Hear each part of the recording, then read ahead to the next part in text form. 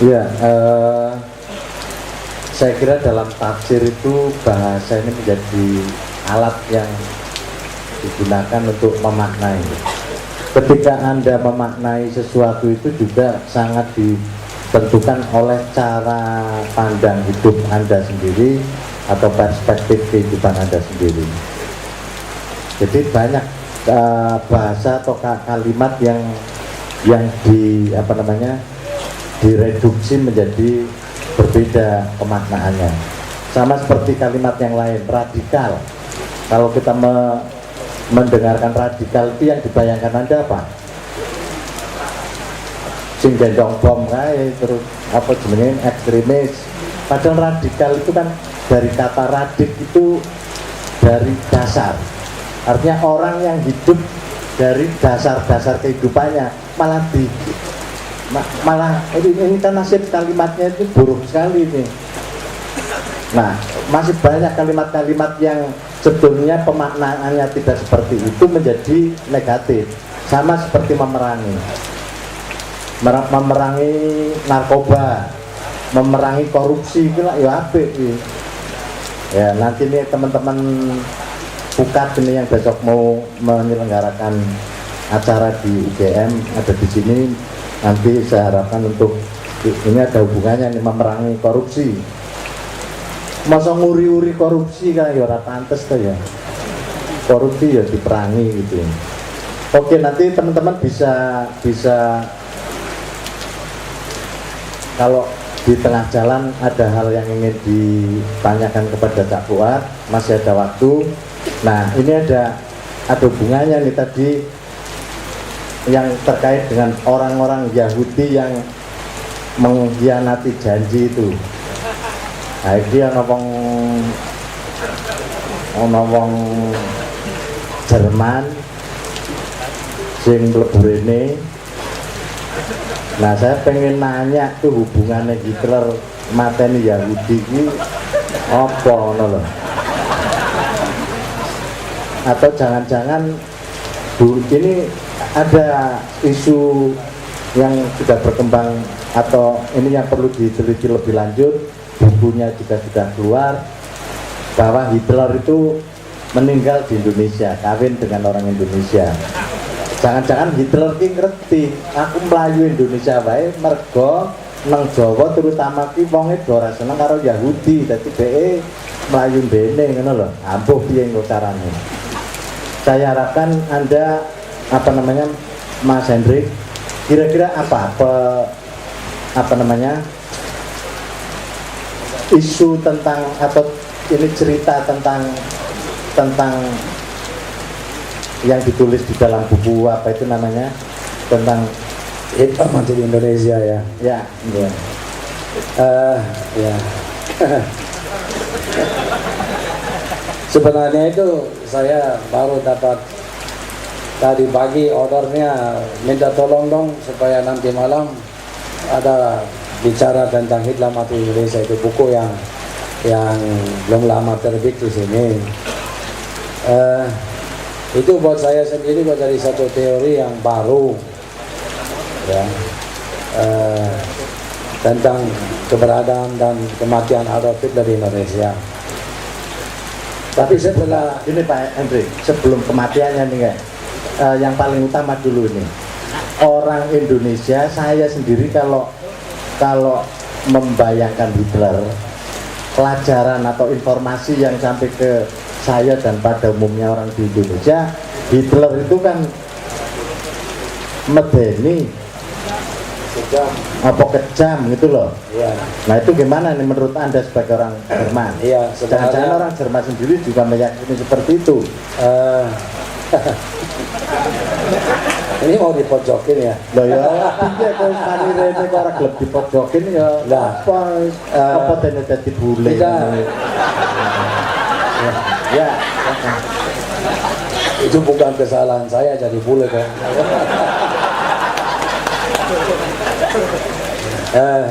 Nah kita harus melihat kenapa seorang Adolf Hitler bisa jadi pimpinan negara atau bangsa Jerman.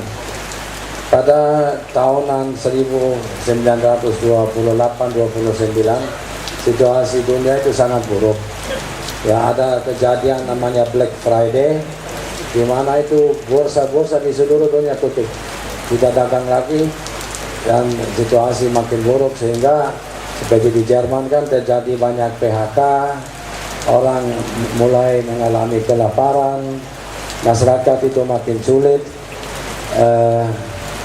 Dan akibat dari di situ mulai komunis dan kelompok-kelompok itu yang ya tadi yang namanya radikal itu, mereka mulai beraksi-aksi di Jerman itu untuk mempengaruhi masyarakat. Nah, di situ muncul satu partai namanya NSDAP.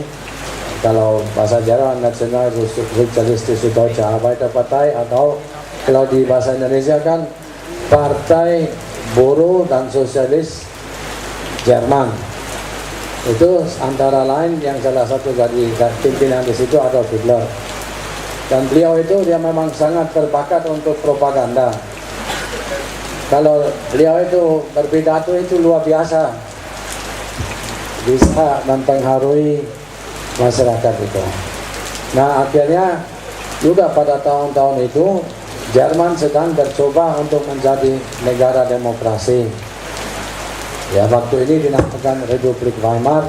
Cuma itu tidak bisa berjalan karena terlalu banyak partai, sehingga itu parlemennya lumpuh. Ya, tidak susah sekali untuk bisa dan sampai satu kesepakatan. Akhirnya itu juga satu titik lemah di mana seorang atau separtai ini, partainya Adolf Hitler, bisa masuk. Akhirnya pada pemilihan umum tahun 1930 NSDAP unggul dan Hitler berhasil untuk jadi kanselir. Nah, setelah beliau jadi kanselir itu dia membersihkan itu dulu semua, jadi tidak ada demokrasi lagi. Ya, orang yang tidak dirasa tidak dibutuhkan akan mengganggu banyak yang hilang. Kemudian dia jadi diktator. Tetapi kita juga harus tahu bahwa beliau pernah, karena dia membuat pemberontakan dari tahun 1923 sampai 1925 pernah ditahan. Dan selama masa tahanan itu beliau tulis buku dengan judul Mein Kampf, ya, atau bahasa Indonesia Perjuangan Saya. Nah, di situ dia menggambarkan apa yang dia perbuat jika dia jadi pimpinan bangsa Jerman. Oke, ya. Pak Hendrik, ini agak harus saya sebagai orang pintar, saya harus menyederhanakan yang Anda katakan rumit itu. Intinya Hitler ini melakukan berbagai cara untuk memperbaiki keadaan Jerman yang lumpuh, yang juga kemiskinan dan sebagainya, dengan cara ya diabaikan kekuasaannya, begitu toh? Iya. Oke. Nah, setelah itu, ini Jerman sudah dipegang oleh Hitler. Ya, cuman ini saya tadi mau katakan supaya ini teman-teman kita dipahami. Jadi dalam buku itu dia tulis dia jamin seluruh bangsa Jerman akan bekerja. Setiap keluarga akan bisa punya rumah. Ya. Jadi tidak ada kelaparan. Belajarnya bebas, tidak ada biaya. Ya. Kemudian Jerman akan jadi salah satu negara yang bisa memimpin dunia. Nah, setelah dia jadi pimpinan, memang betul artinya terwujud. Apa yang dia katakan semua terjadi. Jadi dia ciptakan berapa proyek pemerintah sendiri, di mana ya mungkin kalian semua tidak tahu bahwa pencipta tolnya itu Adolf Hitler. Jadi dia bangun tol pertama di Jerman dari barat ke jalan tol Hitler, ya.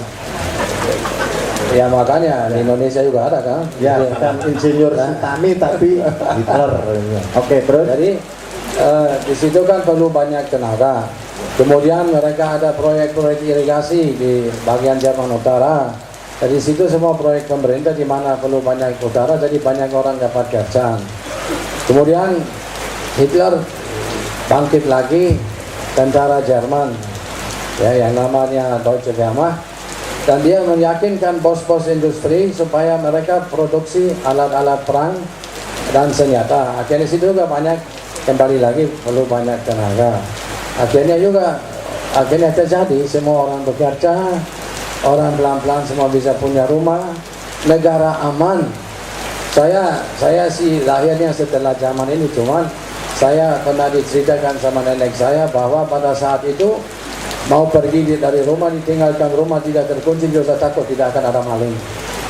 Karena hukuman berat di sana, orang semua takut kepada hukumnya. Jadi satu contoh, misalnya orang memperkosa, dia akan langsung disterilisasi. Orang yang mengadakan korupsi, hukuman mati. Pak, sterilisasi itu dihilangin apa cuma digembosin aja? Mau secara medis saya jelasin? Nah, disterilisasi Bapak, dia tidak mungkin bisa ya itu aja ya.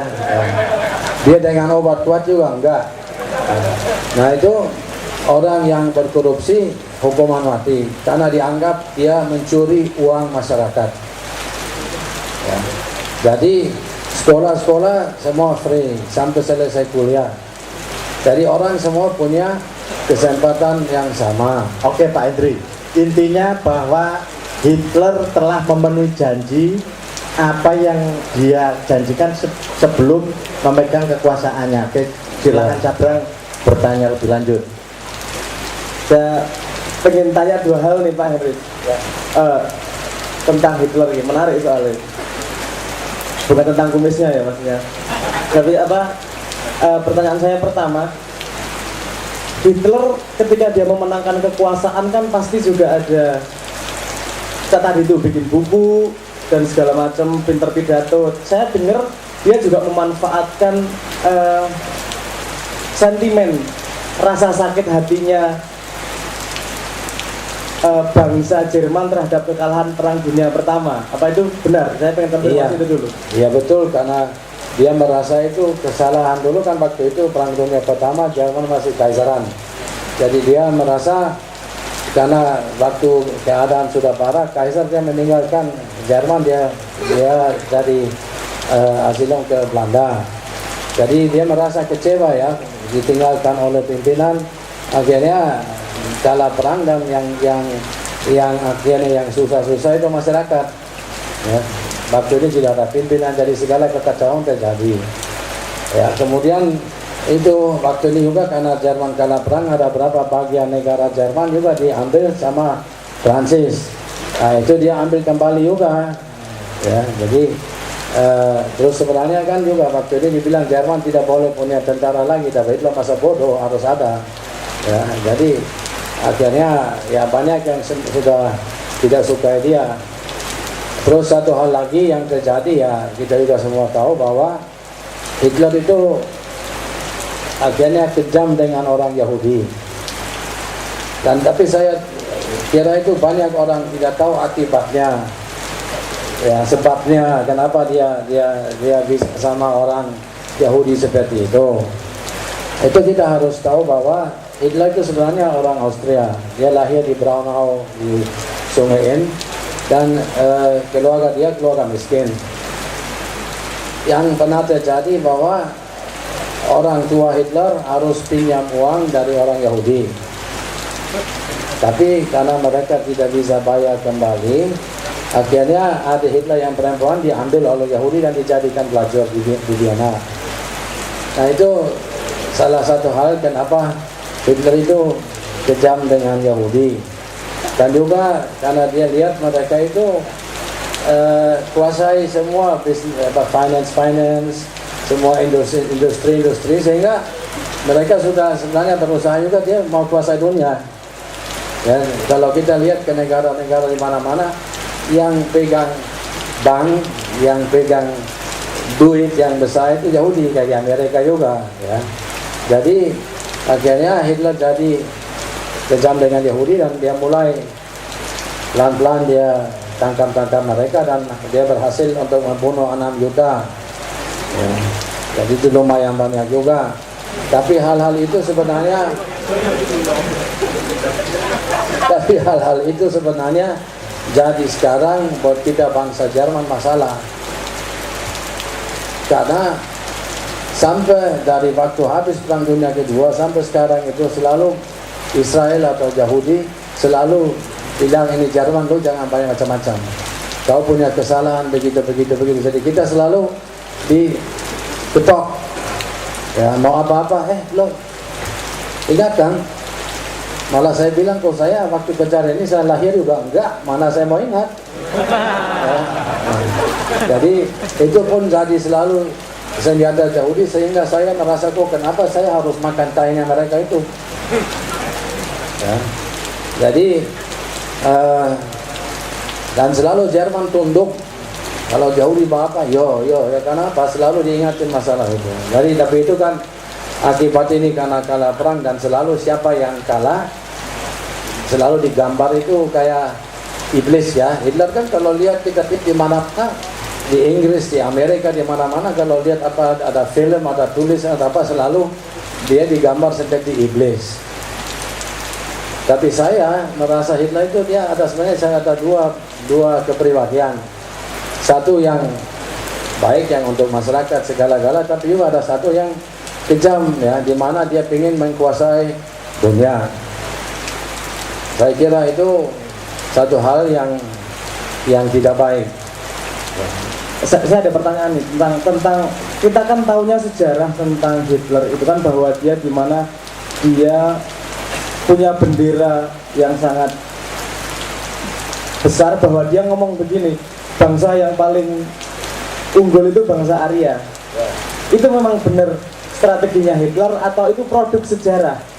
Enggak, itu kalau Hitler memang kita juga harus tahu bahwa dia sangat bersandar kepada mistik, dunia mistik Germania. Ya, di mana itu dia bilang ras yang sempurna itu hanya ras Arya. Itu manusia yang tinggi. Semua yang lain-lain itu di bawah. Itu lain-lain, tapi yang ras yang itu yang Arya. Rambut pirang, mata biru. Ya, itu sudah satu ciri khasnya ya. Untung saya tidak mata biru, tapi jadi tapi itu memang satu hal karena dia sangat sandar kepada mistik Jerman. Itu kita bisa lihat. Pernah dengar SS ya. Jadi yang hurufnya SS kayak itu tulisan bahasa Germania. Yang tulisan seperti itu yang kayak petir itu.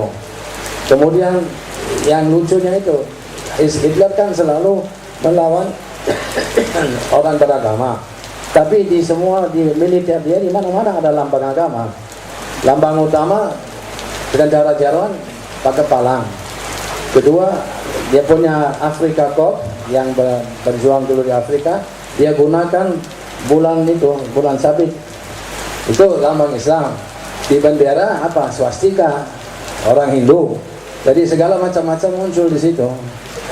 Malah dia sebenarnya segala macam agama itu tak benar. Ya. Ini saya jadi teringat sesuatu bahan lain dari teman kita Mas Agung dan segala macam itu. Kalau di budaya Jawa itu sejarahnya kalau momongannya Semar itu wong Jawa turun di Gunung Lawu, kalau momongannya Togog itu turunnya di Jerman. Nah itu mungkin ada hubungannya, itu menarik nih. Nanti lain kali kita bahas itu. Nah, saya pengen punya pertanyaan yang lain ini. Ini tadi sebenarnya ini kan saya baru sadar bahwa di Jerman kan punya di konstitusinya salah satunya berkata bahwa belajar itu hak setiap manusia. Makanya sehingga pendidikan harus gratis. Apakah itu dilahirkan oleh zamannya Hitler? Itu sebelum juga sudah ada. Sebelum juga. Ya, tapi ini sampai dengan sekarang kalau pendidikan di Jerman itu gratis. Jadi dari TK sampai selesai kuliah. Akan tetapi harus ada prestasi. Jadi tidak bisa jadi mahasiswa abadi misalnya ya. Jadi ada kalau satu semester sekali tidak lolos boleh, tapi sekali lagi ya. Minimal yang harus dilakukan 9 tahun sekolah SD. Kalau orang yang lebih pintar dari kelas 4 atau kelas 5 dia bisa naik SMP, SMA. Tapi semua punya kesempatan yang sama. Ya. Jadi itu makanya saya kaget waktu saya dulu datang ke Indonesia, saya dengar ini wajib belajar. Ya wajib belajar buat saya itu bahwa kita memang harus belajar tapi tidak pakai biaya. Jadi di sini wajib belajar tapi harus pakai biaya lagi. Ya.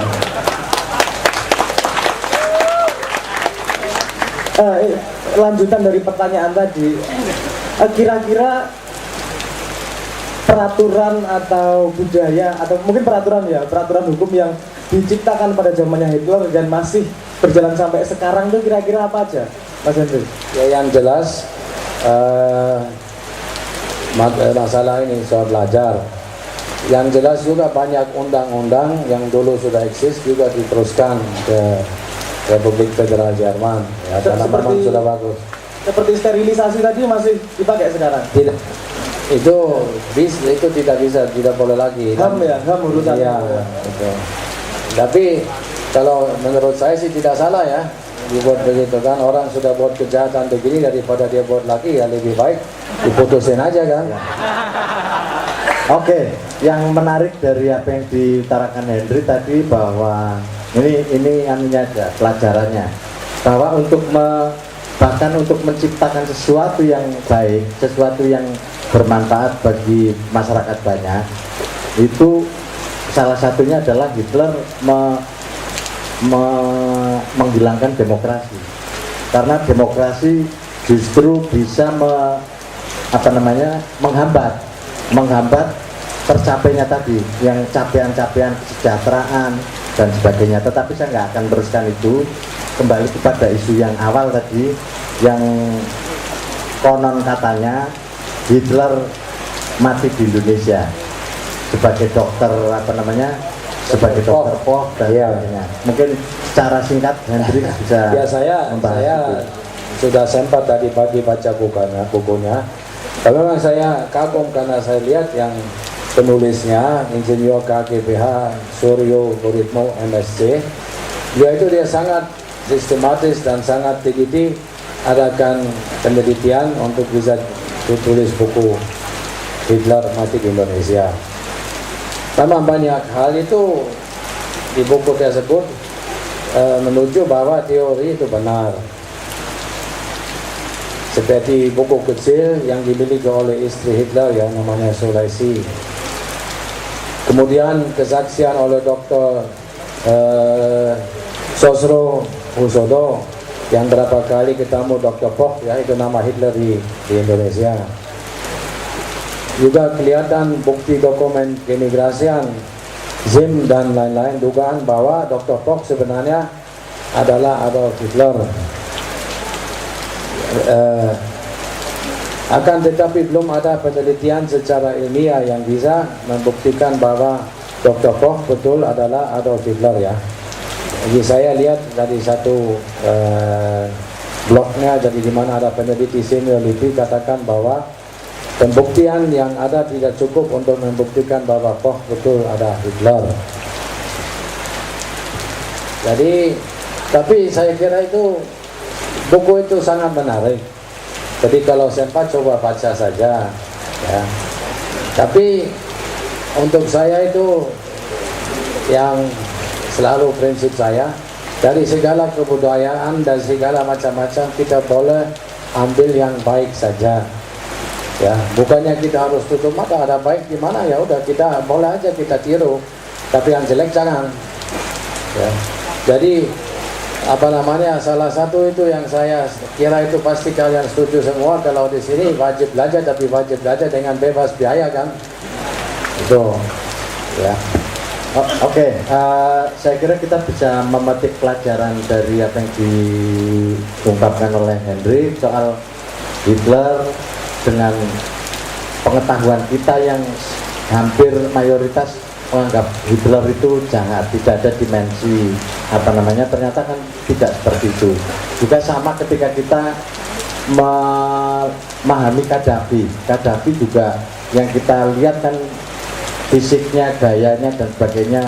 Padahal ternyata di Libya itu juga sekolah gratis, perumahan gratis, sampai ke kredit non bunga, mau kawin dikasih modal macam-macam lah. Itu yang tidak bisa dipungkiri, dan gaya-gaya kepemimpinannya juga hampir sama. Nanti coba kita Anda coba memformulasikannya, kita bisa membuka dialog lagi. Coba siap-siap sebelum saya lempar pertanyaan, teman-teman bisa bertanya. Silakan satu nomor dia Kanjeng. Dangdut iki ketoke rada anu. Silakan dangdut saja.